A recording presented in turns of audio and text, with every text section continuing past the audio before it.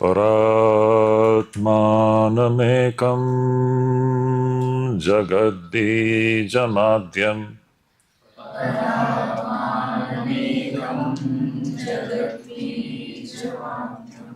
निरीहं निराकारमोङ्कारवेद्यम्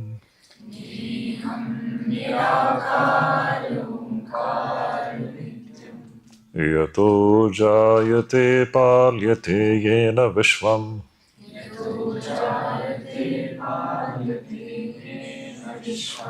तमीशं भजे लीयते यत्र विश्वम्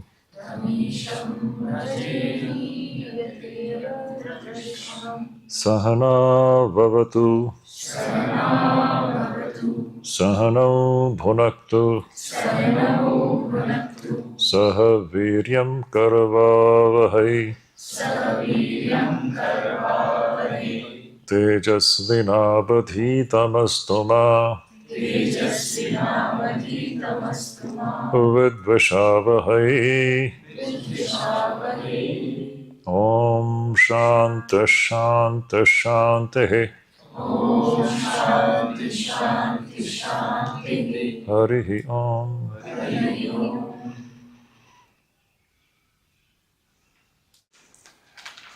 विवेक चूड़ामणि। इस शब्द में 3 शब्द निहित हैं, विवेक, चूड़ा और मणि। विवेक को चूड़ामणि कहा गया है। चूड़ा क्या है? जो हम लोग सर पर, जो जिसको हम लोग अंग्रेजी में क्राउन कहते हैं, या हिंदी में हम लोग क्या कहेंगे चूड़ा को? क्राउन, ताज। बिल्कुल, सर पर हम ताज रखते हैं। किसी का जब राज्याभिषेक होता है पुराने ज़माने में, कोई जब राजा बनता है तो उसके सर पर ताज रखा जाता है। मुकुट, ताज से अच्छा मुकुट शब्द है, मुकुट शब्द है। सर के ऊपर मुकुट रखते हैं, है ना, मुकुट।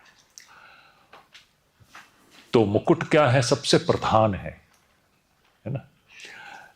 व्यक्ति के शरीर में सबसे प्रधान अंग कौन सा है? सर है। और मुकुट को तो हम सब समय सर पर ही रखते हैं।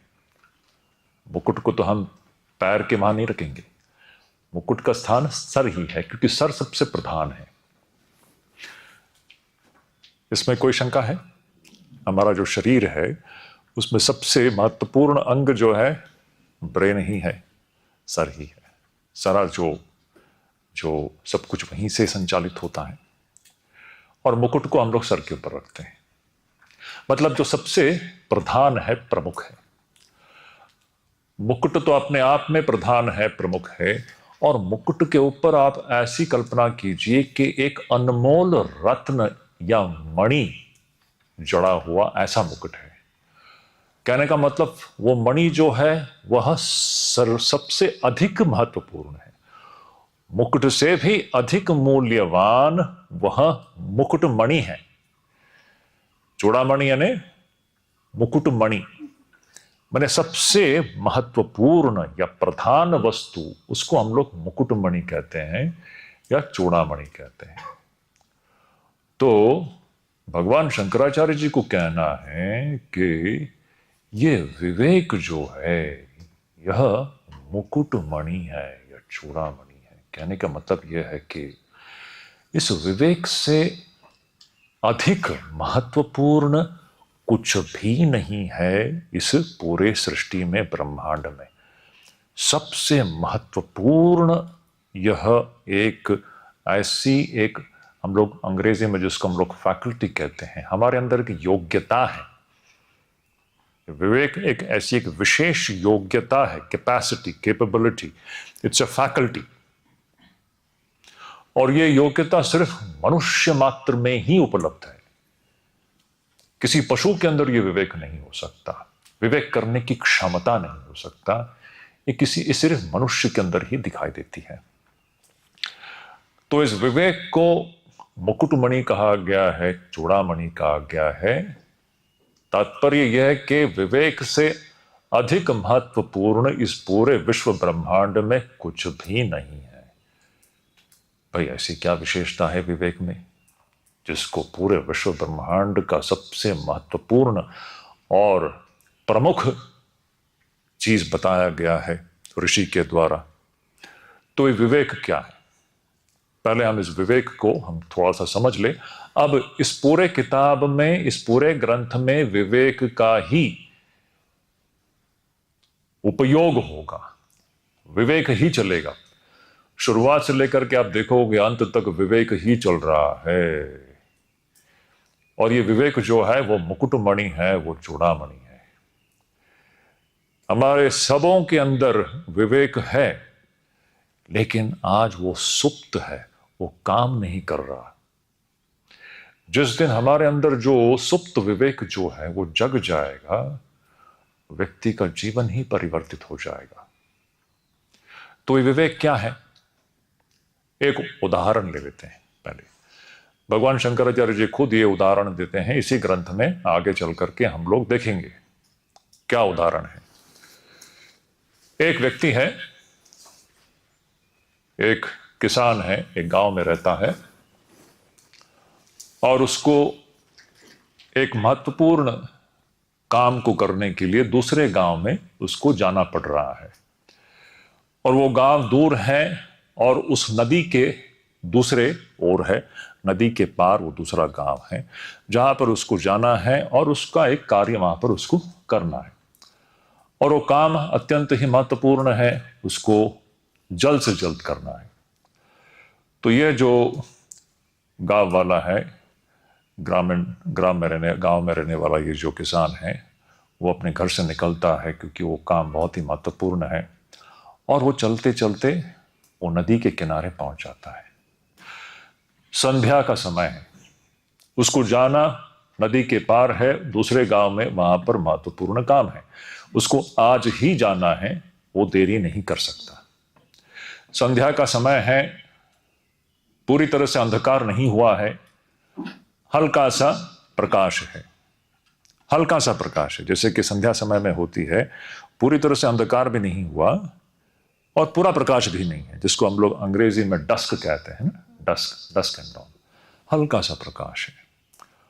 और उस परिस्थिति में वो नदी के किनारे पहुंचता है और वो देखता है कि वहां पर ना तो कोई नाव है, ना तो कोई नाविक भी है, नाविक भी नहीं है और नाव भी नहीं है, और उसको नदी पार करना है, नदी पार उसको करना ही है। अब क्या करे, कोई भी नहीं है उसको जो नदी पार करा दे। तो वो अत्यंत व्याकुल होकर के यहां वहां देखता है। तो अचानक उसका जो नजर है, उसकी नजर वहां पर नदी में कुछ तैरता हुआ उसको दिखाई देता है। देखो ये जो उपमा है या इस कहानी के माध्यम से जो हमें समझाया जा रहा है, ये बिल्कुल ही ये अनुभव गम्य है, हमारे साथ यही हो रहा है। It's a very apt illustration of what is going on in our lifes. ये व्यक्ति नदी किनारे खड़े होकर के नदी में देख रहा है कि वहां पर कुछ तैर रहा है। देख रहा है शब्द महत्वपूर्ण है, दिखता है, जैसे कि आप लोग मुझे दिखाई दे रहे हो, आप लोग मुझे देख रहे हो, या हम इस पर्वतों को देख रहे हैं, सामने कुछ दिखाई दे रहा है। और जो दिखाई देती है उसके विषय में देखते ही हमारे अंदर एक धारणा बन जाती है। हम देखते ही हम कहें अरे ये पेड़ है, अरे ये बिल्डिंग है, या वो पर्वत है, ये पुरुष है, ये स्त्री है। जिस वस्तु को देखते हैं, देखते ही उसी समय तत्काल हमारे अंदर एक धारणा हो जाती है, ये फलाना वस्तु है, जिसको हम लोग प्रत्यक्ष कहते हैं। अगर हमारे वेदांतिक भाषा में अगर हम कहो तो इसको हम लोग प्रत्यक्ष कहते हैं। प्रत्यक्ष मैं देख रहा हूं ना, देखते ही मेरे अंदर एक धारणा बन जाती है, एक ज्ञान उत्पन्न होता है कि यह चीज है। अब वो ज्ञान सही है या गलत है, ये दूसरा मुद्दा है। कभी कभी हम कुछ चीजों को देखते हैं, हम एक धारणा बना लेते हैं, लेकिन वो वैसा नहीं होता। तो ये व्यक्ति जो है नदी किनारे खड़े होकर के नदी में देख रहा है, वहां कुछ तैर रहा है, वो देख रहा है। देख, उसने उस वस्तु को देखा और उसका ज्ञान यह था, मैं ज्ञान की बात कर रहा हूं, यह ज्ञान है, यह ज्ञान आगे चलकर अज्ञान साबित होगी। ये ज्ञान जो है आगे चल करके अज्ञान साबित होगी, लेकिन तत्काल तो वो ज्ञान ही है। वो उस वस्तु को देख रहा है और उसका ज्ञान, उसका बोध यह है कि यह तो एक लकड़ा है, एक लकड़ी का लट्ठा है या लकड़ा है। टूटे हुए पेड़ का एक बहुत बड़ा एक लकड़ा तैर रहा है, उसको यही दिखाई दिया। देखिए, परिस्थिति ऐसी है कि संध्या का समय है, पूरा प्रकाश नहीं है और पूरा अंधकार भी नहीं है। ऐसी परिस्थिति में वो कुछ तैरता हुआ पानी में देखता है और उस विषय में, उसके विषय में उसकी धारणा यह होती है कि यह एक लकड़ी का लट्ठा है, एक लकड़ा है। तो तुरंत उसको बहुत खुशी होती है, उसको यह लगता है कि बहुत अच्छी बात है, मैं इस लकड़ी पर बैठ करके नदी पार कर जाऊंगा। अब सच्चाई यह है कि वो जो लकड़ी के समान दिखाई दे रहा था, सच्चाई में वह एक मगरमच्छ था। मगरमच्छ। देखिए, ये एक उदाहरण है। किस चीज का उदाहरण है? हम कैसे एक चीज को दूसरा समझ लेते हैं, है ना। जो मगरमच्छ है, मगरमच्छ को हम लकड़ी का टुकड़ा समझ लेते हैं। अब देखिए, व्यक्ति का जो आचरण होगा उसके ज्ञान के अनुसार ही होगा। वो जब उसने यह समझा कि मैं जो देख रहा हूं ये लकड़ी का लट्ठा है या लकड़ी है, उस वक्त उसका आचरण कैसा था? उसका आचरण यह था कि वो सीधे उस लकड़ी की ओर बढ़ रहा था, तेजी से बढ़ रहा था। नंबर 1, उस लकड़ी के ऊपर बैठ करके वह यह आशा करता है कि मैं नदी पार कर जाऊंगा। देखिए, जैसा हमारा बोध होता है, हमारा ज्ञान होता है, वैसा हमारा आचरण भी होता है। बहुत महत्वपूर्ण बात है। इसको अभी हम लोग हमारे दैनंदिन जीवन में हम लोग इसको लगाएंगे। हम लोग तो यहां पर बात यह है कि कैसे हम एक चीज को दूसरा समझ लेते हैं। तो यह हुआ, उस मगरमच्छ को लकड़ी समझने पर उस व्यक्ति का स्वभाव या आचरण एक प्रकार का होता है। अब उसी परिस्थिति में आप ऐसी कल्पना कीजिए, वहां से दूसरा एक व्यक्ति, जब दूसरा एक व्यक्ति दूर से देख रहा है इस व्यक्ति को, इस गांव वाले को, जो कि उस मगरमच्छ की ओर प्रस्थान कर रहा है, बहुत तेजी से बढ़ रहा है, यह सोच करके ये लकड़ा है, और दूसरा व्यक्ति दूर से देख रहा है और वो चिल्लाता है, कहता है कि भाई रुक जाओ, भाई रुक जाओ, तुम उसके पास मत जाओ। क्यों? वो कहता है, वो पूछता है, क्यों ना जाऊं भाई? तो कहता है, भाई तुम जिसको लकड़ा समझ रहे हो, ये लकड़ा नहीं है, ये मगरमच्छ है। अब देखो, जैसे ही इस व्यक्ति को यह समझ में आ गया कि ये मगरमच्छ है, लकड़ा नहीं है, अब उसका आचरण क्या होगा? क्या वो उसकी ओर बढ़ेगा या वो पीछे हटेगा? है कि नहीं? व्यक्ति का जैसा ज्ञान, जैसा बोध होता है, वैसा उसका आचरण होता है। जब तक वो यह समझ रहा था कि ये लकड़ा है, तब तक उसका आचरण एक प्रकार का था। किस प्रकार का था? वो उसकी ओर बढ़ रहा था। सिर्फ बढ़ नहीं रहा था, उसके अंदर एक अपेक्षा थी, एक आशा थी। आशा क्या है? कि मैं उस पर बैठ करके नदी पार कर जाऊंगा। यह आशा बहुत महत्वपूर्ण है। अभी हम लोग हमारे जीवन के साथ इसको हम लोग बिठाएंगे। हम लोग ऐसा चीज को पकड़ करके जीवन में हम सुखी होने की आशा करते हैं, प्रतीक्षा करते हैं। अब सोचो, अगर वो व्यक्ति उस मगरमच्छ को, जिसने लकड़ा समझ लिया था, लकड़ा समझ करके उसके पीठ पर अगर वो बैठ जाता नदी पार करने की अपेक्षा से, उसकी क्या गति होती। अगर वो मगरमच्छ के पीठ में बैठ जाता है, अब उसकी क्या दशा होगी। क्या वो नदी पार कर पाएगा? क्या उसकी जो आशा जो है वो कभी भी पूर्ण होगा? क्या वो मगरमच्छ का एक अच्छा स्वादिष्ट भोजन बन जाएगा? यही होगा, और क्या होगा, है कि नहीं? तो ये एक संभावना है। जब हम एक चीज को दूसरा समझ करके उसको पकड़ते हैं और उसको पकड़ करके हम जीवन में कुछ प्राप्त करने की आशा करते हैं, वो कभी भी वो आशा पूरा नहीं होता हमारे जीवन में। उसी प्रकार दूसरा व्यक्ति जब उसको यह बता देते हैं कि भाई ये लकड़ा नहीं है, ये मगरमच्छ है, तो उस वक्त क्या हुआ, उसका आचरण बिल्कुल ही बदल गया।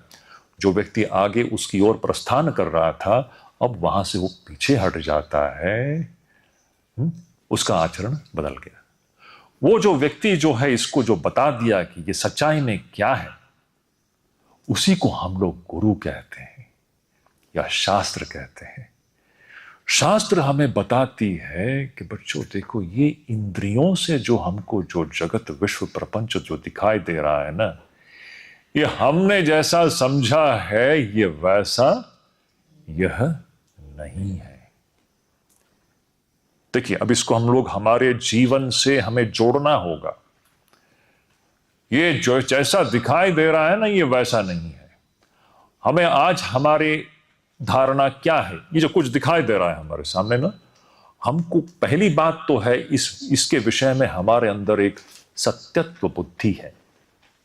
सत्यत्व बुद्धि है कि नहीं? अगर आप साधक हो, साधना के पथ पर बहुत आगे चले गए हो, तो अलग बात है, आपके अंदर वो सत्यत्व बुद्धि नहीं होगी। लेकिन मैं एक सर्वसाधारण व्यक्ति की बात कर रहा हूं जो अभी तक इस मार्ग में वह आगे बढ़ा नहीं है, मतलब इस ओर कभी आया ही नहीं है। ऐसा जो एक व्यक्ति है, उस व्यक्ति की धारणा क्या है? वो तो इसको एकदम सत्य मान के ही चलता है। लेकिन ये हमको जैसा दिखाई दे रहा है ये वैसा है क्या?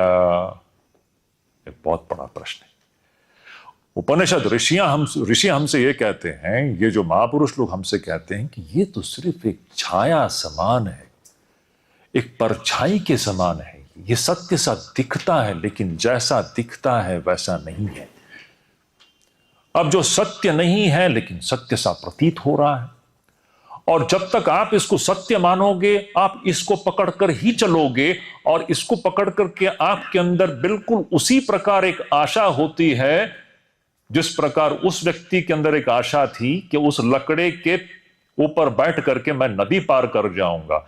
उसी प्रकार इस जो छाया तुल्य जो विश्व प्रपंच है, इसको पकड़ करके हमारे अंदर ये एक सतत एक आशा बनी रहती है कि हम अब आगे चल करके कुछ होंगे, आगे कुछ होगा, आगे कुछ होगा, आगे कुछ होगा, हम सुखी होंगे, हम सुखी होंगे, हम सुखी होंगे। इसी आशा में हम चलते रहते हैं, गलत चीज को पकड़ करके, और कभी भी हमारी आशा जो है वो पूरी नहीं होती। ये मनुष्य जीवन की कहानी है, ये हमारी विडंबना है कि नहीं? इसीलिए आप लोग देखोगे, मनुष्य जो है, आप कितना भी भोग कर लीजिए शरीर और इंद्रियों के माध्यम से, यहां आप कुछ भी कर लीजिए, उसकी अंतिम परिणति अपूर्णता ही है। इसकी शुरुआत में भी अपूर्णता है, इसके बीच में भी अपूर्णता है, इसका अंत भी अपूर्णता में ही हो जाता है। शरीर बूढ़ा हो जाएगा, इंद्रियां निष्क्रिय हो जाएंगी और मृत्यु आ जाएगी। वह जो व्यक्ति जन्म के समय अपूर्ण था, मृत्यु काल में भी अपूर्ण ही रहेगा। क्यों? ऐसा क्यों है? क्योंकि उसने जिस चीज को आधार बना करके अपना जीवन जिया है, वो जो चीज है वो सच्चाई में वो सत्य है ही नहीं, वो सत्य सा प्रतीत हो रहा है। ये एक छाया तुल्य ऐसा एक दृश्य है। अब ये सचमुच छाया तुल्य है या नहीं, ये हमारे लिए अन्वेषणा का विषय है। हम लोग अभी खोज करेंगे ये सचमुच ही सत्य है या नहीं। इस प्रकार वो जो व्यक्ति उस मगरमच्छ को वो लकड़ा समझ लेता है, उसी प्रकार जो यहां सत्य नहीं है जो सत्य सा प्रतीत हो रहा है उसको हम सत्य समझ करके उसको पकड़ रहे हैं और आशा कर रहे हैं कि हम जीवन में सुखी होंगे, और हम कभी भी सुखी नहीं होते। इसी प्रकार जीवन समाप्त हो जाता है और दोबारा नए शरीर में एक जीवन शुरू हो जाता है। ये जो चक्र जो है ये चल ही रहा है, चल ही रहा है, चल ही रहा है। जीवन मृत्यु का जो चक्र है इसी प्रकार अनवरत चलेगा जब तक हम समझेंगे नहीं सत्य क्या है और सत्य सा प्रतीत जो हो रहा है वह क्या है। तो देखिए यहां पर दो चीजें हैं, एक है जो वास्तविक रूप में सत्य है और दूसरा वो है जो सत्य सा प्रतीत हो रहा है। और जो सत्य सा प्रतीत हो रहा है उसको अगर आप सत्य समझ करके पकड़ लो, वह बिल्कुल उसी समान है जिस प्रकार कि आप मगरमच्छ को लकड़ा समझ करके पकड़ रहे हो और नदी पार करने की आशा कर रहे हो। समझ रहे हो? तो यहां गड़बड़ क्या हो रहा है? दो चीजों को लेकर के हम लोग भ्रमित हैं और हम एक चीज को दूसरा समझ लेते हैं। मगरमच्छ को हमने लकड़ा समझ लिया, अब उसका परिणाम एक प्रकार का होगा, और हमने अगर मगरमच्छ को मगरमच्छ समझ लिया, लकड़ा नहीं समझा, तो हमारा जो आचरण जो है अन्य प्रकार का होगा। उसी प्रकार यहां भी जो सत्य वस्तु है उसको भूल करके जो सत्य सा प्रतीत हो रहा है उसी को पकड़ करके हम जब तक चलते रहेंगे तब तक हम कभी भी पूर्णता को हम प्राप्त नहीं कर सकते। हम अपूर्ण ही रहेंगे, हम कभी भी जीवन में सुखी नहीं हो पाएंगे। परिपूर्णता हमारे अंदर कभी भी नहीं आ सकती। यह आभासात्मक ये विश्व प्रपंच है, छाया तुल्य ऐसा विश्व प्रपंच है। तो विवेक क्या है? विवेक का मतलब क्या है? स्पष्टता। विवेक क्या है? स्पष्टता, या हम लोग उसको कह सकते हैं प्रांजलता। आप ठीक ठीक समझ पा रहे हो यह वस्तु क्या है और वह वस्तु क्या है। दो वस्तुओं को पृथक करके हम स्पष्ट रूप से देख रहे हैं कि भाई यह मगरमच्छ है और यह लकड़ा नहीं है। उसी प्रकार यहां पर जैसे कि दो चीजें वास्तविक रूप में दो नहीं है, एक ही है, वो दूसरा जो है ना वो बड़ा महा अद्भुत ऐसा एक चीज है। वो सच्चाई में है या नहीं अभी वही हमें खोजना है। तो यहां पर जैसे कि दो चीजें हैं, एक जो है वो सत्य वस्तु है जिसके विषय में आज हमें कोई ज्ञान नहीं है। एक ऐसा वस्तु है जो सत्य वस्तु है जो सब समय विद्यमान है, उसका हमें आज ज्ञान नहीं है, किसी को भी नहीं है ज्ञान। और दूसरा वो वस्तु है जो कि सत्य सा प्रतीत हो रहा है लेकिन सच्चाई में वो सत्य नहीं है। और जो सत्य सा प्रतीत हो रहा है उसको हमने सत्य समझ लिया है। यह जो परिस्थिति है यह वह परिस्थिति है जिसमें विवेक का अभाव है। विवेक का ना होना, इसका प्रतिफलन यह होता है कि जो सत्य नहीं है उसको हम लोग सत्य समझ लेते हैं। यह विवेक का अभाव है। और विवेक का होना इसका क्या मतलब है? विवेक का होना इसका मतलब यह है जो सत्य सा प्रतीत हो रहा है और जो वास्तविक रूप में सत्य है, इन दोनों को बिल्कुल पृथक करके स्पष्ट रूप से, प्रांजल रूप से वो दोनों को अलग अलग देखना और एक दूसरे के साथ उसको मिलाना नहीं, मिक्सअप नहीं करना। You understand? So in short, Vivek means what in English? Let me just tell. In English, the translation given is discrimination. ठीक है? But I would rather prefer to use the term clarity or discernment. Viveka is that faculty which brings about this clarity about two things. One is that which is absolutely real, and the second thing is that which is appearing to be real. समझ रहे हैं आप? ये दो चीजें हैं, एक जो सत्य सा प्रतीत हो रहा है और दूसरा जो वास्तविक रूप में जो सत्य है। इन दोनों के बीच में पृथक्करण, स्पष्ट करके अलग करके देखना, दोनों को मिश्रित नहीं करना, एक को दूसरा नहीं समझ लेना, इसको विवेक कहते हैं। Not mixing up of these two things, to separate them and see them clearly that this is true and this is appearing to be true. यह नित्य वस्तु है और यह नित्य वस्तु सा प्रतीत हो रहा है, वास्तविक में यह नित्य वस्तु नहीं है। समझ रहे हैं? तो यह है विवेक। ये एक विशेष एक योग्यता है, इट्स अ फैकल्टी। तो विवेक क्या है? विवेक ऐसी एक क्षमता है जो सर्व मनुष्य के अंदर विद्यमान है। वह योग्यता, वह क्षमता जिसके द्वारा आप इन दोनों का पृथक करके आप देख सकते हो कि सत्य क्या है और क्या सत्य सा प्रतीत हो रहा है, मगरमच्छ क्या है और लकड़ा क्या है। इन दोनों को आप मिश्रित करके भ्रमित नहीं हो रहे हो। तो एक बड़ा आश्चर्य की बात यह है कि आज आप देखोगे सर्वसाधारण व्यक्ति, सभी लोग, आज हमारे इस पृथ्वी पर मनुष्यों की जनसंख्या कितनी है? 8 अरब लोग हैं ना, 8 बिलियन पीपल। इसमें से इन्हें गिने लोग ही आप देखोगे जिसके अंदर विवेक जो है जग गया है। 99% 0.999 जो लोग हैं वो सब अविवेक में ही डूबा हुआ है। सबों ने क्या कर दिया है पता है? सबों ने मगरमच्छ को ही लकड़ा समझ लिया है। मगरमच्छ को लकड़ा समझ करके नदी पार करने की आशा कर रहे हैं। जो सत्य सा दिखने वाला जो आभासात्मक जो विश्व प्रपंच है, इसी को पकड़ करके वो सुखी होने की आशा कर रहे हैं। ये जनसामान्य की कहानी है जो कभी भी पूरा नहीं होता। तो विवेक का मतलब क्या है? इन शॉर्ट, वंस अगेन, विवेक मीन्स क्लैरिटी, स्पष्टता।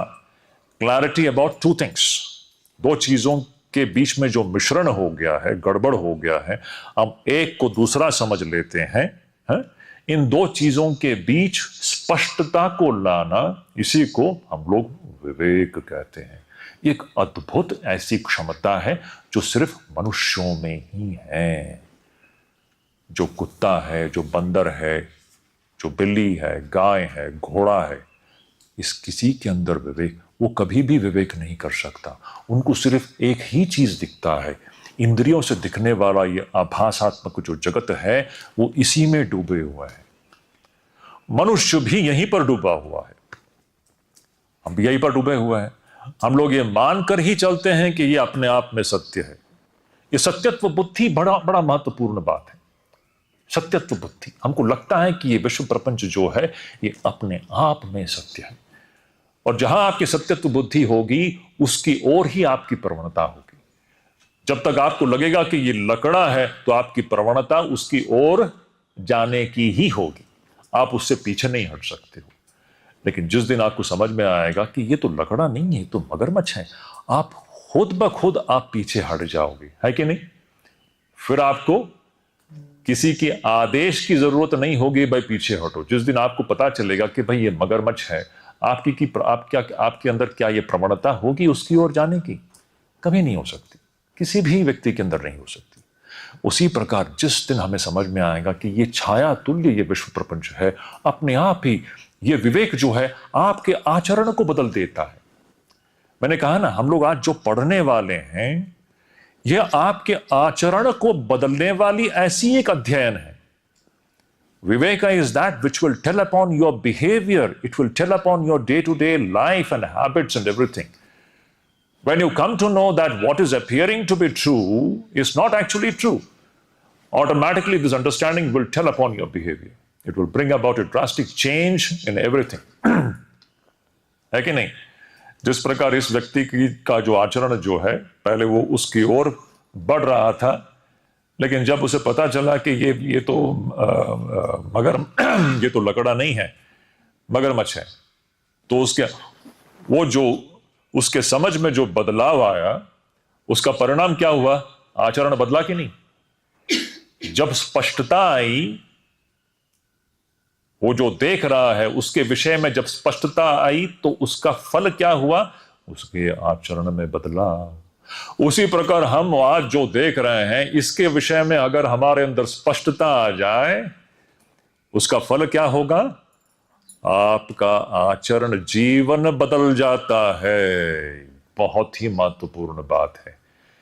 जिसके अंदर विवेक जग जाएगा उसका जीवन ही बदल जाएगा। ये अनिवार्य है, इसको लिख के रख दीजिए।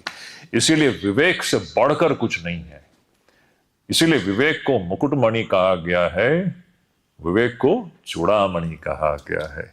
क्योंकि विवेक वो क्षमता है हर व्यक्ति के अंदर जिसके द्वारा हम यह समझ पाते हैं कि सत्य क्या है और क्या सत्य सा प्रतीत हो रहा है। मैं एक बात बता देता हूं आगे बढ़ने से पहले। अब ये सारी चीजें विस्तार पूर्वक भगवान शंकराचार्य जी खुद ही इस ग्रंथ में बताएंगे, लेकिन अच्छा है हम अभी मंथन कर रहे हैं। 10 दिनों का हमारा ये जो कार्यक्रम है यह अब मंथन है,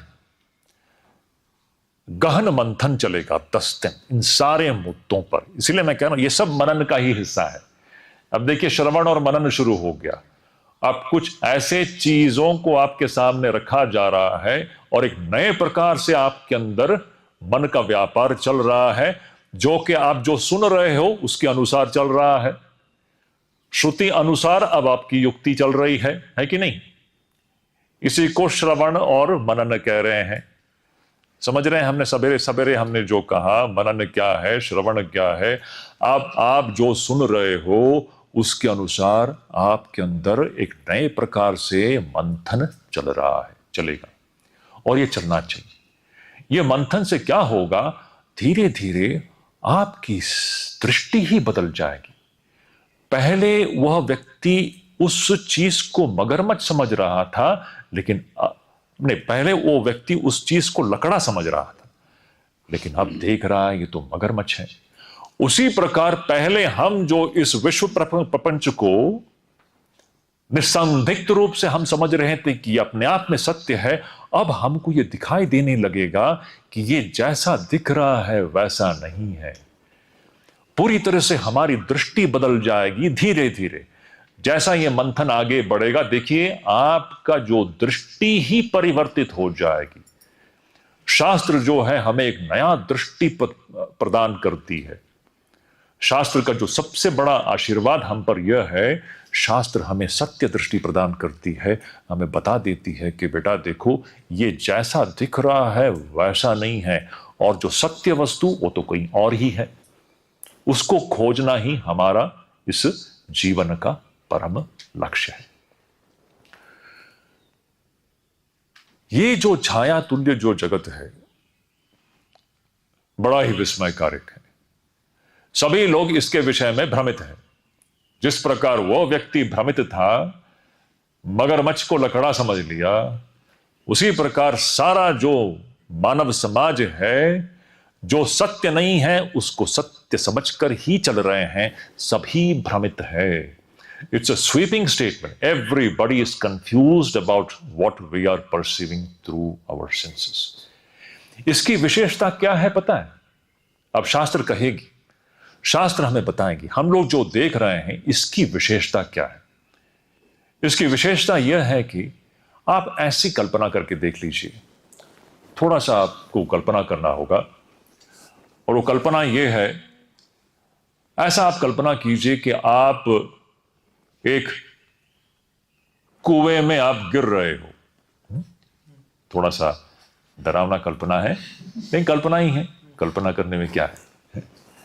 आप ऐसा कल्पना, सचमुच आंख बंद करके आप कल्पना कर लीजिए कि आप एक कुएं में गिर रहे हो, ठीक है, और उस कुएं का तल ही नहीं है। तलहीन कुआं। तलहीन कुआं समझ रहे हो? It's a bottomless well, A well which doesn't have a bottom. ऐसा एक कुआं जिसका तल ही नहीं है, ऐसे कुएं में अगर आप गिर जाओगे तो क्या होगा?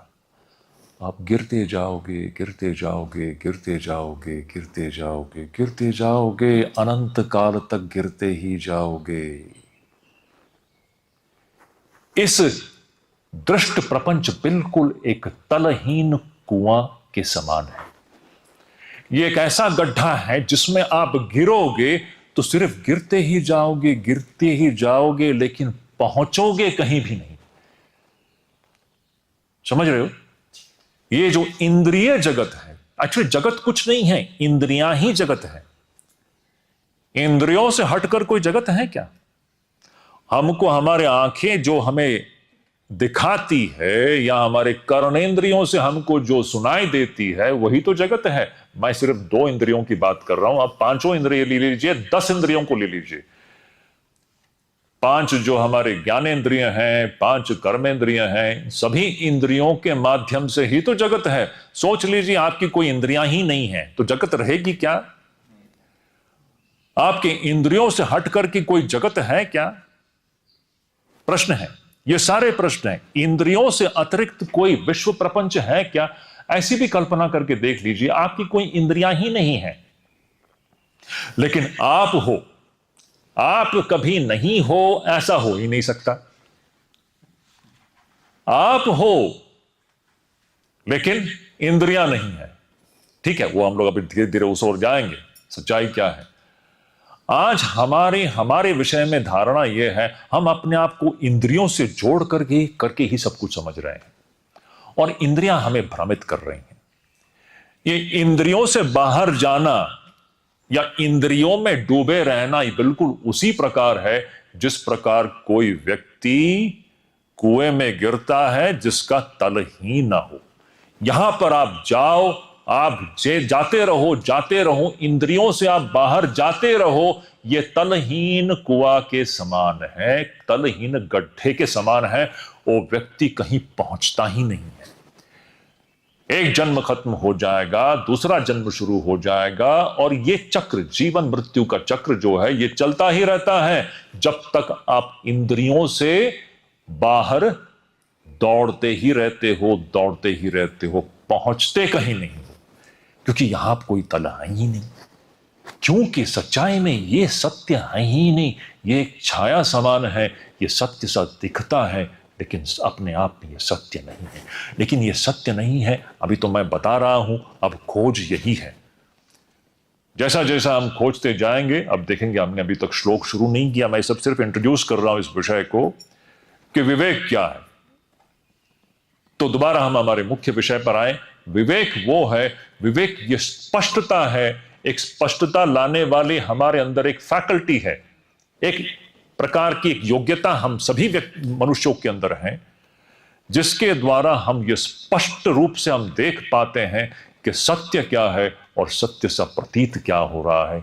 दोनों को पृथक करके देखते हैं और हम जो सत्य सा प्रतीत हो रहा है उस वस्तु के पीछे भागना हम बंद कर देते हैं और सत्य में प्रतिष्ठित होने का प्रयास तब से शुरू होता है।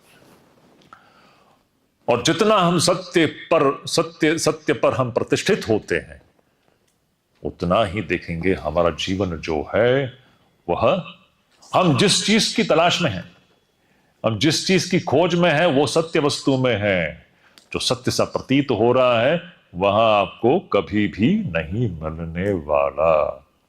जो सत्य सा प्रतीत हो रहा है उसको पकड़ करके जीवन को जीना और सुखी होने की अपेक्षा करना बिल्कुल उसी प्रकार है जिस प्रकार मगरमच्छ को लकड़ा समझ करके वह व्यक्ति नदी पार करने की आशा करता है।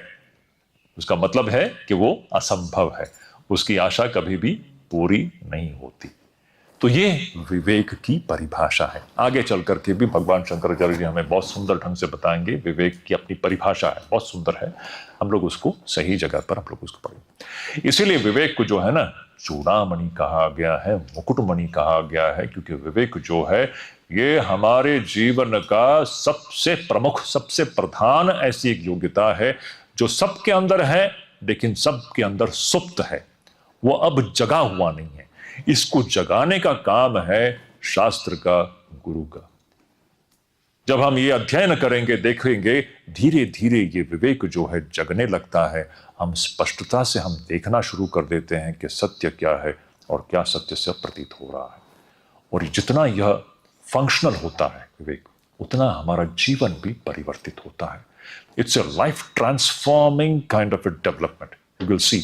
And the best things comes to the human life when this viveka becomes active. All the best things that we are actually seeking in life comes out of the activation of this amazing faculty called viveka. हम लोग इसको आगे देखेंगे. तो यही है विवेक चूड़ामणि. इसलिए मैं मुख्य श्लोक को लेने से पहले बता देता हूं. देखिए, इन 10 दिनों का ये जो रिट्रीट जो चल रहा है, यहां से जाते वक्त आप क्या ले जाओगे, मैं आज ही कह देता हूं. कोई जादू नहीं होने वाला. कोई जादू नहीं होने वाला. आप लोग जब यहां से लौटोगे तो आप क्या ले जाओगे? आपको एक नया दृष्टि मिल जाएगी, सत्य दृष्टि मिल जाएगी. अगर आप ठीक ठीक से इसको ग्रहण करो, स्वीकार करोगे, तो आपकी दृष्टि बदल जाएगी. वो जो पुरानी जो दृष्टि थी, जो अविवेक आधारित थी, उसके जगह पर एक नई दृष्टि आपको मिल जाएगी, जो कि विवेक आधारित होगा, जो सत्य आधारित होगी, और वह आपके जीवन को सही दिशा में ले जाएगी. So it's a very important thing. If your life has to go in the right direction, you need to have the right vision. अगर विजन ही गलत है तो आपका जो डायरेक्शन सही होगा क्या? आपको जब गलत ही दिखाई दे रहा है, आपको जब मगरमच्छ, जब आपको लकड़ा दिखाई दे रहा है, तो आपका जो जीवन सही दिशा में जाएगा? जब आपको मगरमच्छ लकड़ा दिखाई दे रहा है, लकड़ा समझ करके आप उसके साथ व्यवहार कर रहे हो, तो आपकी जीवन की दिशा एक प्रकार की होगी. लेकिन जब स्पष्टता आएगी, जब आपको ये समझ में आएगा कि यह लकड़ा नहीं है, यह मगरमच्छ है, तब उस विजन के द्वारा आपका जीवन जो है सही दिशा में जाना, उसकी शुरुआत हो जाती है. So direction of the life, there has to be the right direction. The right direction depends upon the right vision, सम्यक दर्शन. जब आपको सम्यक दर्शन मिलेगा, सही दृष्टि प्रदान होगी, जो शास्त्र प्रदत्त है, तो यह जो महापुरुष लोग क्या करते हैं, या यह जो अध्ययन जो है, इससे क्या होगा? हमारे हृदय में, हमारे मन के अंदर सम्यक दर्शन, सही दर्शन का बीज बोया जाएगा, सही दृष्टि का बीज बोया जाएगा. और इस बीज का जो फल यही होगा, आगे चल करके आप चीजों को सही रूप में आप देखोगे. अब जब सही देखोगे, तब आपका आचरण भी सही दिशा में होगा. नहीं तो आपका आचरण, हम लोग सब भटके हुए हैं. हम लोग सब, जब तक आप इसको सत्य समझ करके चल रहे हो, तब तक आप उसी प्रकार हो जिस प्रकार कोई व्यक्ति कुएं में गिर पड़ा है, और वो कुआं ऐसा है जिसका कोई तल ही नहीं है. आप गिरते जाओगे, गिरते जाओगे, गिरते जाओगे, उसका अंत नहीं है. इस दिशा में कोई अंत है क्या? सोचने का विषय है. सोच के देखो. आज आप लोग छोटे हो, ये तो सिर्फ 2 दिन में सब खत्म हो जाएगा. ऐसे ऐसे सब खत्म हो जाएगा. बाल्यावस्था खत्म हो गई, आज यौवन है. ये यौवन को खत्म होने में कितना मिनट लगता है? ये 2 मिनट का है. ये 2 मिनट में सब खत्म हो गया, यौवन खत्म हो गया, फिर वार्धक्य आ जाती है. इसी प्रकार जीवन चलता ही रहता है. इस ओर जब तक आपका जीवन चलता है, यह समझ के कि यही सत्य है, तब तक हम उसी प्रकार है जिस प्रकार कोई व्यक्ति कुएं में गिर पड़ा है और जिसका कोई तल ही नहीं है. हम कहीं पहुंचते ही नहीं है, हम अपूर्ण ही मर जाते हैं. इसीलिए भज गोविंदम, भज गोविंदम, भज गोविंदम, मूढ़मते संप्राप्ते सन्निहिते मरणे, नहीं नहीं रक्षति टुंकृं करणे. इसलिए बच्चों, सत्य को जानो, विवेकी बनो, जानो कि सत्य क्या है और क्या सत्य सा प्रतीत हो रहा है. इसको जान करके अपने जीवन को सही दिशा में ले जाओ. सत्य को जानो, सत्य को जानो, सत्य को जानो. सत्य को जान करके इस जीवन मृत्यु के चक्र से बाहर निकलो. यह विवेक से ही शुरुआत होती है. इसीलिए विवेक को चूड़ामणि कहा गया है. यह कह करके हम लोग अभी शुरू करते हैं.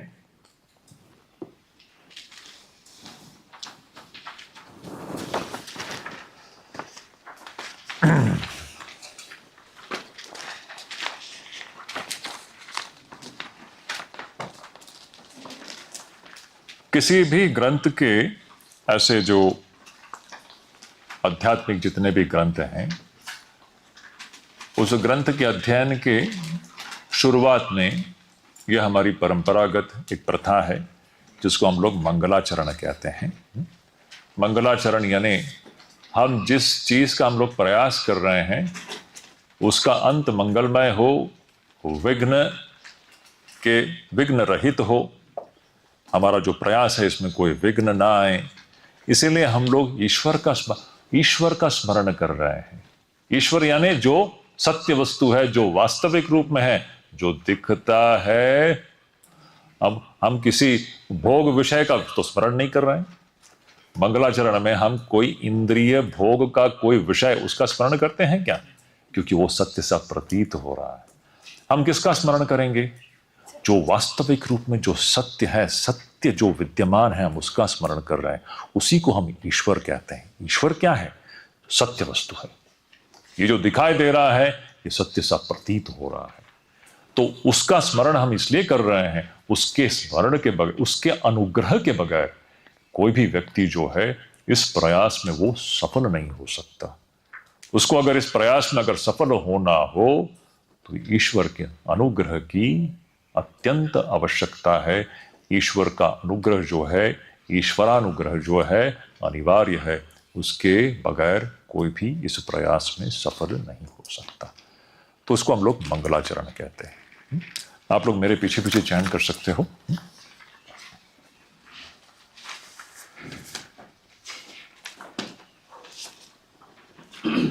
सर्व वेदांत सिद्धांत गोचरम तम गोचरम गोविंदम परमानंदम सद्गुरुं प्रणतोस्म्यहम्।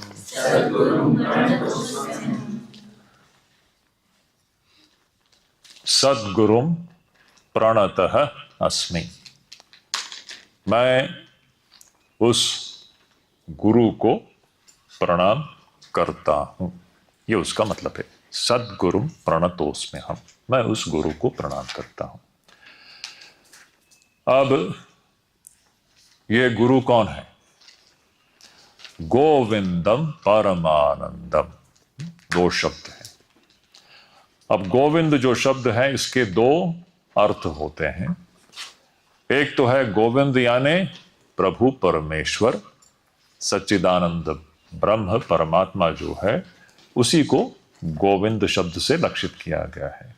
मैंने वो जो पारमार्थिक दृष्टि से जो सत्य वस्तु है उसी को हम गोविंद शब्द से हम लोग लक्षित कर रहे हैं। वह और वो वस्तु कैसा है?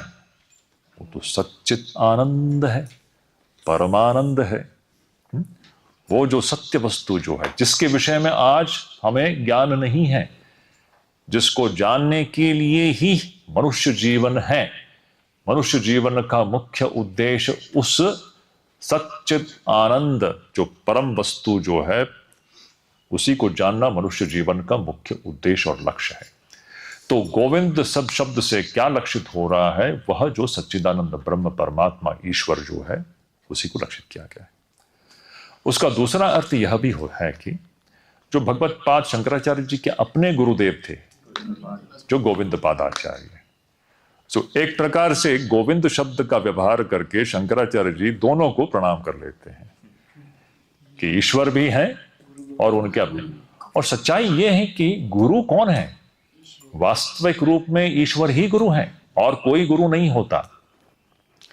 हमारे सनातन धर्म की परंपरा में ईश्वर ही गुरु हैं, लेकिन ईश्वर की जो गुरु शक्ति है वह जब किसी मनुष्य के अंदर से जब कार्य करना शुरू कर देती है तो उस मनुष्य को भी हम गुरु समझते हैं। लेकिन सबके अंदर से उस ईश्वर की गुरु शक्ति काम नहीं करती, उसके लिए भी योग्यता की आवश्यकता है। वो हम लोग देखेंगे आगे चल करके। शंकराचार्य जी बताएंगे कि मनुष्य रूप में जो गुरु है उसके क्या क्या लक्षण हैं, उसकी परिभाषा क्या है। मनुष्य रूप में जो गुरु है, सच्चाई है कि गुरु ईश्वर ही है, सच्चिदानंद ब्रह्म ही गुरु है और कोई गुरु नहीं है। लेकिन वही सच्चिदानंद ब्रह्म ईश्वर जो गुरु है, वो जो गुरु शक्ति जब किसी मनुष्य रूपी माध्यम के अंदर से वो गुरु शक्ति जब काम करती है तो उस मनुष्य को भी हम गुरु समझते हैं। ठीक। तो इस प्रकार यहां पर गोविंद इस शब्द का प्रयोग करके शंकराचार्य जी अपने गुरुदेव गोविंद पादाचार्य को भी प्रणाम कर लेते हैं और प्रभु परमेश्वर सच्चिदानंद ब्रह्म को भी प्रणाम कर लेते हैं। और ये जो ब्रह्म जो है वो परमानंद रूप है। अब देखिए, हमारे जीवन का मुख्य लक्ष्य तो इसको अनुभव करना है। यही सत्य वस्तु है। आज हमको पता है कि हम सुन रहे हैं, है ना, हम तो सिर्फ सुन रहे हैं। सच्चिदानंद ब्रह्म परमात्मा ईश्वर ये सिर्फ एक शब्द मात्र ही है कि नहीं? लेकिन सच्चाई यह है कि यही सबसे बड़ी सच्चाई है। ईश्वर ही अस्तित्व में है, विद्यमान है। ईश्वर से अतिरिक्त यहां पर कुछ भी विद्यमान नहीं है। कैसी विडंबना है कि हमको तो उल्टा ही दिखाई देता है। हमको तो जो सच्चाई में वही विद्यमान है वही दिखाई नहीं दे रहा, और जो सच में विद्यमान नहीं है हमको वही दिखाई दे रही है। समझ रहे हैं? ये बड़ी विडंबना है हमारी। जो सच्चाई में जो अस्तित्व में है, विद्यमान है, वो हमको दिखाई नहीं दे रहा, हमारे अनुभूति में नहीं आ रही है आज। और जो सच में विद्यमान नहीं है, जो विद्यमान सा जो दिखाई दे रहा है, हमको वही दिखाई दे रहा है। ये हमारी विडंबना है। अब उस सत्य को जानना ही इस पूरे हमारे, इसी को स्वाध्याय कहते हैं, इसी को हम लोग सेल्फ इंक्वायरी कहते हैं या आत्मविचार। मैं कौन हूं, ये विचार है। हमने जो आज सवेरे के सत्र में हमने देखा, हमें जानना है कि मैं कौन हूं, मेरा असली स्वरूप क्या है, और ये जो विश्व प्रपंच जो हमें इंद्रियों से दिखाई दे रहा है, इसका असली स्वरूप क्या है। इसको जानना ही हमारे जीवन का परम उद्देश्य है। अब ये जो परम तत्व है, ईश्वर है या सच्चिदानंद ब्रह्म जो है, इसको जानोगे कैसे? तो प्रथम पंक्ति में शंकराचार्य जी बहुत बड़ा एक सिद्धांत, आध्यात्मिक जीवन का एक अकाट्य सिद्धांत हमारे सामने रख रहे हैं। Very important point. क्या सिद्धांत है? आप लोगों ने बहुत सारे ऐसे आध्यात्मिक ग्रंथ पढ़े होंगे जहां पर आप ईश्वर प्राप्ति, आत्मा उपलब्धि या ऐसे शब्द आप पढ़े होंगे। ईश्वर लाभ या ईश्वर प्राप्ति, भगवत प्राप्ति, इन सारे शब्दों को आपने पढ़ा होगा, सुना होगा। ईश्वर को अनुभव करना, ईश्वर को अनुभव करना या ईश्वर को लाभ करना या प्राप्त करना, इसका मतलब क्या है? यह बहुत बड़ा सिद्धांत है। देखिए, ईश्वर के विषय में हमारे मन में तरह तरह की कल्पनाएं हैं। तो शंकराचार्य जी पहले ही पंक्ति में एक बहुत बड़ा सिद्धांत हमारे सामने रख रहे हैं। अकाट्य सिद्धांत है। क्या है? यह जो परम सत्य, जो परमात्मा, प्रभु परमात्मा परमेश्वर सच्चिदानंद ब्रह्म जो है, यह अगोचरम। अगोचरम, अगोचरम का मतलब क्या है? यह कभी भी हमारे इंद्रियों से इसको जाना नहीं जा सकता। ये पहला बहुत बड़ा सिद्धांत है। इंद्रियों से आपको यही दिखाई देगा, इंद्रियों से आपको कभी भी ईश्वर या सच्चिदानंद ब्रह्म कभी भी इंद्रियों का विषय हो ही नहीं सकता। तो सत्य की खोज में एक पहला, शुरुआत में ही एक बहुत बड़ा प्रिंसिपल हमारे सामने रखा जा रहा है कि हम जिसके खोज में हैं वो वस्तु इंद्रियों का विषय नहीं है। समझ रहे हैं? हम जिसके खोज में हैं वह इंद्रियों का विषय है ही नहीं। अगोचरम, अगोचरम का मतलब क्या है? वह इंद्रियों से गोचर होने वाला वस्तु नहीं है। तो फिर यह जो प्रभु परमेश्वर या सच्चिदानंद ब्रह्म जो है, ये कैसे गोचर होगा? सर्व वेदांत सिद्धांत गोचरम, है ना? कहते हैं ये गोचर कैसे? गोचर होना मतलब कैसे हम इसको अनुभव करेंगे, कैसे इसको अनुभव करेंगे? तो शंकराचार्य जी कह रहे हैं, इस जिस वस्तु के खोज में हम लोग निकल पड़े हैं, यह गोचर होगा कैसे? सर्व वेदांत सिद्धांत गोचर। सभी वेदांत का जो सिद्धांत क्या है? वेदांत का सिद्धांत यानी उपनिषदों का सिद्धांत, उपनिषदों का सिद्ध अंत, सिद्ध अंत सिद्धांत यानी कंक्लूशन। कंक्लूशन मतलब चैप्टर क्लोज, और कुछ नहीं, इट्स अ कंक्लूजन। जो बहुत महत्वपूर्ण बात है, इट्स ए वर्डिक्ट, अंतिम सत्य है, ऋषियों की अनुभूति है। वो क्या है, वो सिद्धांत क्या है? उनका सिद्धांत यह है तत्वमसि। सभी उपनिषदों का और ऋषियों का जो अंतिम सिद्धांत यह है क्या?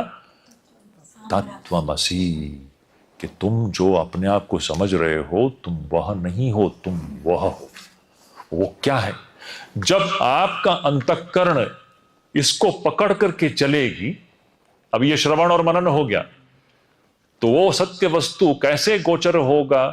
आप तत्वमसि गुरु के मुख से जब सुनोगे या जब श्रवण करोगे। हमने श्रवण क्या है हमने देखा। श्रवण क्या है? तात्पर्य अवधारणम। आप कंक्लूड कर रहे हो कि वो आत्मा ही एकमात्र वस्तु है, ब्रह्म ही एकमात्र अद्वितीय वस्तु है। ऐसा कंक्लूड कर करके जब आपका मन का व्यापार उसके अनुकूल होगा, और जब आप निधिध्यासन करोगे, निधिध्यासन क्या है? सतत अनवरत एक, उसका एक प्रवाह है, प्रत्यय प्रवाह है। जब आपके अंदर एक ही प्रकार का प्रवाह जब चलेगा, किस प्रकार का प्रवाह? मैं वही हूं, सोहम सोहम सोहम सोहम। मतलब इंद्रिया और मन से अतीत ऐसी एक अनुभूति आपको होगी जिसके द्वारा आप अपने सत्य स्वरूप को आप पहचान जाओगे। तो सत्य स्वरूप को पहचानने की जो प्रक्रिया कैसी है? वो अतीन्द्रिय प्रक्रिया है। वेदांत के गुरु और शास्त्र के शब्दों के अनुसार जब हमारा मन का व्यापार चलना शुरू होगा, उस मन के व्यापार, मैं ऐसा कहूंगा, एक विशिष्ट प्रकार की मन की व्यापार है, साधारण मन का व्यापार नहीं है। साधारण मन का व्यापार क्या है? वो बाहर विषयों के पीछे पीछे दौड़ रहा है कि नहीं? अभी इसके बारे में सोचेगा, फिर किसी और चीज के बारे में सोचेगा। साधारणतः मन का व्यापार क्या है? विषयों के पीछे पीछे दौड़ रहा है। ये एक विशिष्ट प्रकार की एक मन का व्यापार है, जिसके द्वारा अब विषयों से विमुख होकर के वो सत्य वस्तु की ओर प्रस्थान करता है। और मन, उसी मन के व्यापार के द्वारा आप मन के अतीत चले जाते हो। मैं दोबारा इसको कहता हूं, ये एक विशिष्ट प्रकार की मन की व्यापार है, मन का व्यापार है, जिसके द्वारा आप मन के अतीत ही चले जाते हो।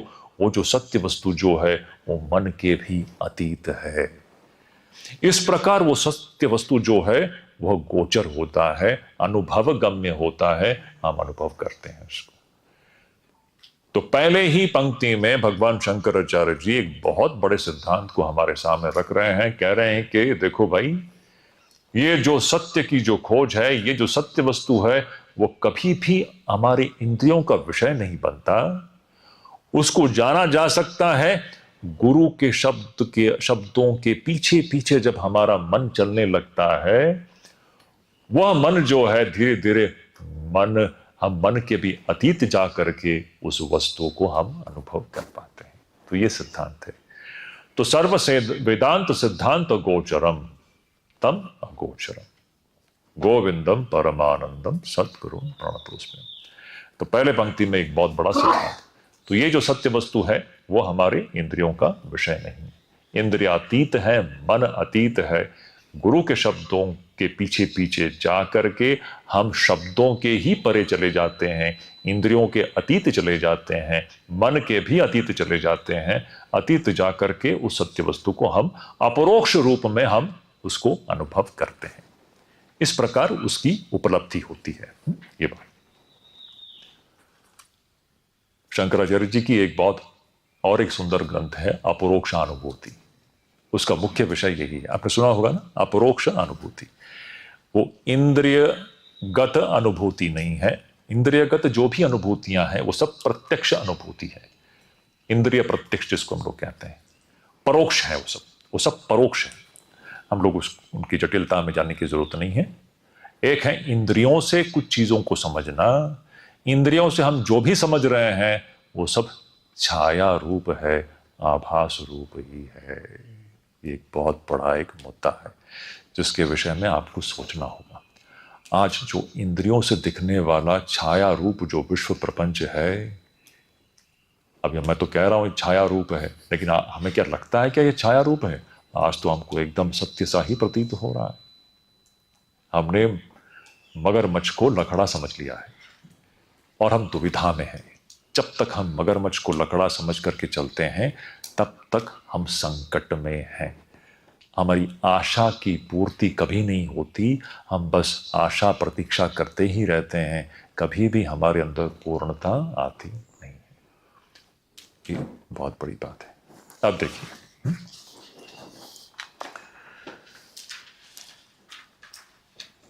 अब शंकराचार्य जी बहुत ही सुंदर विषय को यहां पर उठाते हैं। 2 श्लोकों में भगवान भाष्यकार, अब हम लोग धीरे धीरे इस विषय के अंदर प्रवेश कर रहे हैं। अच्छा, ध्यान से सुन लीजिएगा। इस ग्रंथ के शुरुआत में ही ऐसा एक अद्भुत चीज हमें बता रहे हैं भगवान भाष्यकार कि मनुष्य शरीर में जन्म लेने का क्या तात्पर्य है, क्या महत्व है। हमको इसकी धारणा ही नहीं है, हम समझते ही नहीं है मनुष्य शरीर में जन्म लेने का क्या महत्व है। हमने इसको बस मान लिया है, हम मान करके चल रहे हैं। हमको इस बात का बोध ही नहीं है कि मनुष्य शरीर किस प्रकार से अन्य जीव जंतुओं के शरीर से भिन्न है। हमें इस चीज का आकलन ही नहीं है। किस चीज का आकलन नहीं है कि किस प्रकार मनुष्य शरीर जो है, वो स्त्री शरीर हो या पुरुष शरीर हो, कुछ भी फर्क नहीं, एक ही मनुष्य शरीर की बात कर रहे हैं हम लोग। ये मनुष्य देह जो है, शरीर जो है, ये किस प्रकार अन्य प्राणियों के शरीरों से बिल्कुल ही भिन्न है। इसकी प्राप्ति जो है अत्यंत ही दुर्लभ है, सुलभ नहीं है। इसकी प्राप्ति जो है यह सुलभ नहीं है, दुर्लभ है। यही आने वाले 2 श्लोकों का तात्पर्य है। वो हमें जगा रही हैं, ऋषि हमें हमारे निद्रा से हमें उठा रही हैं। भाई उठो, सोए हुए हो, उठो, जान लो कि तुम लोग कहाँ बैठे हो। मनुष्य शरीर में बैठे हो सकता है तुम किसी गाय के शरीर में बैठे होते या किसी बिल्ली या किसी दूसरे शरीर में बैठे होते, वहां पर यह वेदांत चर्चा संभव नहीं होती। कभी देखा है किसी गाय को वेदांत चर्चा करते हुए? वह नहीं कर सकती, वो सत्य को नहीं जान सकते। उस गाय के लिए इंद्रियों से जो दिखाई देता है वो घास ही सत्य है। उसको उससे अतिरिक्त उसको समझ में आएगा नहीं, वो क्षमता उसके अंदर अब आई नहीं है। ये मनुष्य मात्र में ही यह क्षमता विद्यमान है जिसके द्वारा वो ये चीज को जान सकता है कि सत्य क्या है और सत्य सा क्या प्रतीत हो रहा है। ये विवेक सिर्फ मनुष्य शरीर में ही संभव है। इसीलिए मनुष्य शरीर के महत्व को समझो बच्चों, इस मनुष्य शरीर के महत्व को समझो, जागो। Understand the importance, the significance of being born in a human body. This is the rarest body existing in this creation and meant for a very well-defined, specific target and goal. And if you are not utilizing this body to attaining that goal, we are missing a big opportunity. अगर हम इस मनुष्य शरीर को उस कार्य के लिए उसका उपयोग नहीं कर रहे हो, आप लोग या हम लोग, कोई भी मनुष्य, तो हम बहुत बड़ा एक अवसर खो रहे हैं। We are losing an opportunity. अगला जन्म कहाँ होगा आज हमें पता नहीं है। इस जन्म में हम मनुष्य शरीर में हैं, अगला शरीर क्या प्राप्त होगा आज हमें इसके विषय में कोई नहीं कह सकता। जिसका जैसा कर्म होगा उस प्रकार से उसका भविष्य का जो शरीर बनेगा। इसीलिए जब तक ये मनुष्य शरीर में है, इसका सदुपयोग कर लो, इसका सदुपयोग कर लो, इसका सदुपयोग कर लो। यही आने वाले 2 श्लोकों का तात्पर्य है। देखेंगे हम लोग पहले चैंट कर लेते हैं। आप लोग मेरे पीछे पीछे चैंट कीजिए। जंतूनां नर जन्म दुर्लभमतः पुंस्त्वं ततो विप्रता तस्माद्वैदिक धर्म मार्ग परता विद्वत्वमस्मात् परम् आत्मानात्म विवेचनं स्वनुभवो ब्रह्मात्मना संस्थिति मुक्तिर्नो शतजन्म कोटि सुकृतैः पुण्यैर्विना लभ्यते दुर्लभं त्रयमेवैतत् देवानुग्रह हेतुकम् मनुष्यत्वं मुमुक्षुत्वं महापुरुष संश्रयः। अति सुंदर दो श्लोक है। पहला जो 3 शब्द ही कितना सुंदर है। कहते हैं जंतु नाम नर जन्म दुर्लभम। दुर्लभम क्या शब्द है? दुर्लभ। ये दुर्लभ है। ये मनुष्य शरीर को प्राप्त करना ये अत्यंत ही दुर्लभ है। मैं इस विषय को बाद में लूंगा, अभी थोड़ा ही समय की। ये दोनों श्लोक बहुत ही महत्वपूर्ण है। हमें थोड़ा सा गहन रूप से अब मंथन शुरू हो गया है। आज से आप ऐसे ऐसे चीजें आप सुनोगे जो कि आज तक आपका जो भी वयस होगा, जो भी आपकी उम्र होगी, आप 20, 25, 22, जो भी आपका उम्र, 22 वर्षों में शायद आपने कभी नहीं सुना होगा। ऐसे ऐसे विचारों से आप अब अवगत होने वाले हो और ये मंथन का विषय है। It's a new light all together, a new vision of looking into what this human life is actually meant for। ये मनुष्य जीवन जो है किसके लिए है, इसका जो मुख्य उद्देश्य क्या है, क्या करना है इस शरीर को लेकर के। आप 2 चीजें कर सकते हो। इस शरीर का 2 प्रकार से इसका उपयोग हो सकता है। अब क्या है 2 प्रकार का उपयोग, हम देखते हैं।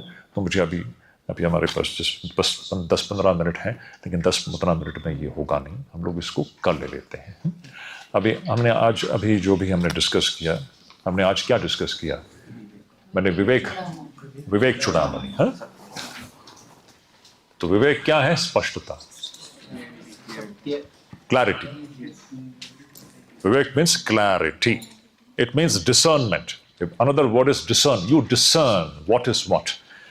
आप स्पष्ट रूप से देख रहे हो यह क्या है, वह क्या है, और दोनों के बीच में जो कंफ्यूजन है, आप एक को जो दूसरा मान करके चलते हो, इसका न होना, यह विवेक है। जब आप कंफ्यूज कर देते हो तो सारी गड़बड़ी उसी में से उत्पन्न होती है। एक चीज को दूसरा समझ करके जब आप चल रहे हो तो आप बड़ी कठिनाई, आप बड़ी मुश्किल में हो। यही है, सबका जीवन इतना ही है। सर्वसाधारण मनुष्यों का जो जीवन है, हम लोग सभी लोग सुखी होना चाहते हैं। हर जीव जंतु है जो सुखी होना चाहता है, लेकिन कोई भी सुखी नहीं है। आपने देखा है आपके आसपास के लोग सुखी होने का मतलब क्या है? कुछ विषयों का उपभोग करना, एक सिनेमा देखना, थोड़ा सा नाच गान करना, इससे सुख प्राप्त होता है क्या? कोई आज तक हुआ है क्या? आप कितना भी आप इंद्रियों से भोग कर लीजिए, घुमा फिरा के वही अतृप्ति में आ जाती है कि नहीं? आज तक हमने इंद्रियों से जितना भी भोग किया, भोग करते वक्त लगता है जैसे कि हमको सुख दे रहा है, लेकिन अंत में अतृप्ति ही है। अतृप्ति से कोई बाहर उठाए क्या? लेकिन भोग करते वक्त हमको लगता है जैसे कि इसमें सुख है। अब सच्चाई ये कि सिर्फ एक सुख का आभास है, सच्चाई में सुख नहीं है। इसीलिए सारा जो जीवन जो है इंद्रिय भोग में जब हम व्यतीत करते हैं, यह एक संभावना है, यही हमको दिखाई देता है। और ये अविवेक है, ये विवेक का अभाव है। और जब विवेक आ जाएगी तब कुछ और ही है। जब आपको समझ में आएगा कि ये लकड़ा नहीं है, ये मगरमच्छ है, जो आपको यह समझ में आएगा कि ये सत्य नहीं है, ये सत्य सा प्रतीत हो रहा है, जब यह स्पष्टता आ जाएगी तब आपका सारा जो आचरण जो है वो बिल्कुल बदल जाएगा और आपके अंदर जो निहित आपका जो सच्चिदानंद स्वरूप आत्मा जो है, आप उसके आप निकट जाना शुरू कर दोगे। और जितना उस तरफ आप बढ़ते हो ना, आप देखोगे आपका जीवन में एक अद्भुत परिपूर्णता आ जाएगी और एक सुख की अनुभूति आती है जो कभी भी नहीं जाती। यही सच्चाई की खोज है। तो ये विवेक से ही शुरू होती है। तो विवेक हमने इसी को देखा, इसीलिए विवेक को मुकुटमणि कहा गया है या चूड़ामणि का। तो विवेक क्या है? चूड़ामणि है।